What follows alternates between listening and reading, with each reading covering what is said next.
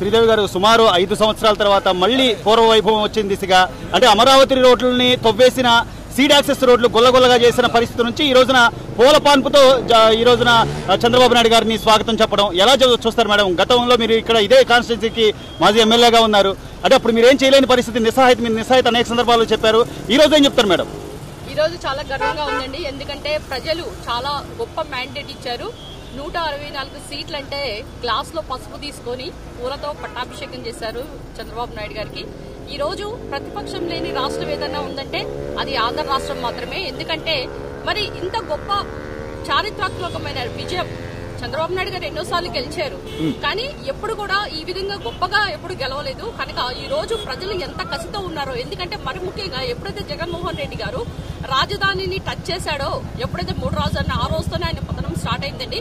ఎందుకంటే ఈ యొక్క అమరావతి రైతులు పాపం ఎప్పుడు కూడా ఇంట్లోంచి బయటకు రాలేదు. వాళ్ళు రావటము, వంట వార్పు చేయటము, ధర్నా పాయింట్స్ లో కూర్చోవడం, వాళ్ళు చేయాల్సిందంతా చేశారు. అయినా కానీ ఆ యొక్క సైకో ఎక్కడైతే జగన్ గ్రహణం పట్టిందో అమరావతికి, ఈ రోజు నిన్నటితో ఆ గ్రహణం వీడింది. ఎందుకంటే చంద్రబాబు నాయుడు గారు తన యొక్క గొప్ప చారిత్రాత్మకమైన నిన్న విజయంతో, నిన్న ప్రమాణ స్వీకారం చేయడంతో రైతులు తాము ఎంతో స్వచ్ఛందంగా వాళ్ళ యొక్క ఆనందాన్ని చూయించుకున్నారు. నిన్నటితో 1631 రోజుల ధర్నా పాయింట్స్ కూడా చరమగీతం పెట్టి ఈ రోజు మరి అమరావతి యొక్క గెలుపు, అమరావతి అనేది అభివృద్ధి, అది చంద్రబాబు నాయుడు గారితోనే సాధ్యమని నిన్న యొక్క సీడాక్సెస్ రోడ్ లో లైట్లు వెలుగులైతేనండి, మరి సచివాలయంలో, సెక్రటేరియట్ లో ఈ యొక్క లైట్ల జిగేలైతే చూస్తుంటే కనీసం ఒక్క లైట్లు కూడా పెట్టలేదు. నేను ఈ రోజు మరి ఇంత గొప్పగా మరి ఈ విధంగా ఏ విధంగా చేస్తున్నారో, మరి ఏ విధంగా లైట్లు వచ్చినాయో చూస్తుంటే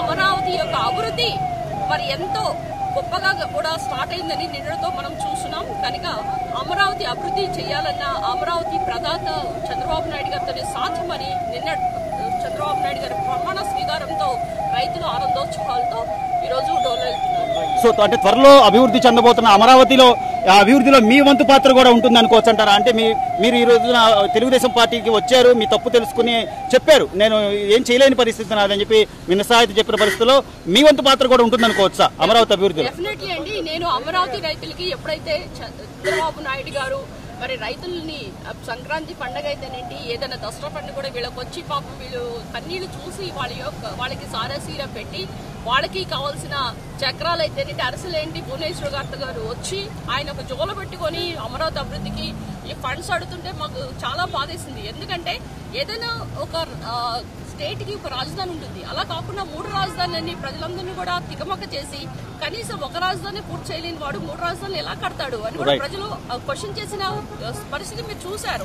అలాంటి పరిస్థితుల్లో ఎప్పుడైతే లోకేష్ గారు అమరావతి రైతుల ఆక్రందన అని ప్రోగ్రామ్ స్టార్ట్ చేసి మరి రైతుల సమస్యలు స్వచ్ఛందంగా వాళ్ళకి ఏం కావాలి, వాళ్ళు పడుతున్న, ఎందుకంటే వీళ్ళు వాళ్ళంతటి వాళ్ళు ధర్నా పాయింట్ లో కూర్చొని వాళ్ళు ధర్నాలు చేస్తుంటే వాళ్ళ యొక్క జుట్టు పీకి మరి వాళ్ళకి మీద కేసులు పెట్టి కనీసం వాళ్ళని ఎంత చిత్రహింస పెట్టారో, అమరావతి రైతుల యొక్క కన్నీళ్లు, ఈ యొక్క ఎమ్మెల్యేగా నేను గెలిచిన దళిత మహిళని కూడా ఏ విధంగా పక్క పార్టీలో ఉన్న ఎమ్మెల్సీని తెచ్చుకొని మమ్మల్ని బయట నెట్టేస్తే మరి ఏ విధంగా మాకు భరోసా ఇచ్చారో, ఈ రోజు అమరావతికి అభివృద్ధికి కట్టుబడి ఉన్నానని కూడా నేను ఆ రోజు చెప్పడం జరిగింది. కనుక ఈ రోజు అమరావతి అభివృద్ధి చంద్రబాబు నాయుడు గారితో సాధ్యమని ఈ రోజు గంటాబద్ధంగా ప్రజలందరూ కూడా ఇచ్చిన మ్యాండేట్ తీర్పుతోనే మనం తెలుసుకున్నాం.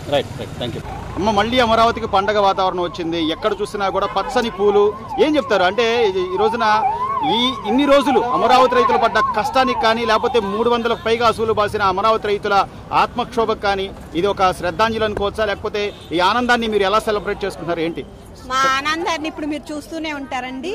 ఇక్కడ ఈ పూల రూపంలో మేము 5 సంవత్సరాలు చంద్రబాబు నాయుడు గారు అనబోయాడే నేను అని చెప్పి అసెంబ్లీలో ఆయన రావాలని చెప్పి మేము ఇప్పుడు దాకా కోరుకున్నామండి. ఆ రోజు వాళ్ళు రానే వచ్చింది. అందుకని చెప్పి మేము పూల పండగలాగా అలంకరించి రోడ్లంతా ఆయన కోసం ఎదురు చూస్తా ఉన్నామండి. ఇదే సీడ్ యాక్సెస్ రోడ్లు తవ్వేశారమ్మా, తవ్వేసిన పరిస్థితి, గులకరాలు కూడా తీసుకుపోయిన పరిస్థితి. అంటే వ్యత్యాసం, ఒక పాలకుడు కనుక నియంతలా ఉంటే ఎలా ఉంటుంది, అదే ఇంకొక పాలకుడు వస్తే విద్యుత్ దీపాలతో నిన్న గత 2 రోజులుగా విద్యుత్ దీపాలతో వెలిగిపోతుంది అమరావతి అంతా. సో దీన్ని ఎలా చూడాలంటారు? అంటే ఇది ఇద్దరి మధ్య వ్యత్యాసం అనుకోవచ్చా? చంద్రబాబు నాయుడు గారు కానీ అటు జగన్మోహన్ రెడ్డి గారి మధ్య వ్యత్యాసం? గత ప్రభుత్వానికి ఒక సిమెంట్ కానీ ఇటుక కానీ పెట్టే అయితే ఎక్కడ దాఖలు ఎక్కడ చేయలేదండి.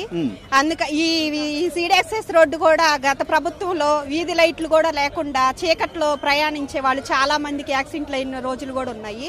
అదే ఈ ప్రభుత్వం రాగానే వీధి లైట్లతో కలకల్లాడిపోతుంది. అమరావతి అనేది పూర్వ వైభోగం వచ్చినట్టు కనిపిస్తా ఉంది. ఓవరాల్ గా ఏం చెప్తారు? ఇప్పుడు ముఖ్యమంత్రిగా చంద్రబాబు నాయుడు గారు మొదటిసారి ఆయన సీట్లో కూర్చొని సంతకాలు చేసే క్రమంలో వెళ్ళబోతున్నారు. అంటే నేను మళ్ళీ సీఎం గా మాత్రమే ఈ శాసనసభలో అడుగు పెడతానన్న ఆయన ప్రతిజ్ఞని ఒకసారి గుర్తు చేసుకోవచ్చు అంటారా ఈ సందర్భంగా? అవునండి, ఆమె భువనేశ్వరి గారి అన్న మాటకి ఆ రోజు అసెంబ్లీలో నేను మళ్ళీ అడుగు పెడితే ఒక ముఖ్యమంత్రిగానే అడుగు పెడతాను లేకపోతే పెట్టనన్నాడు.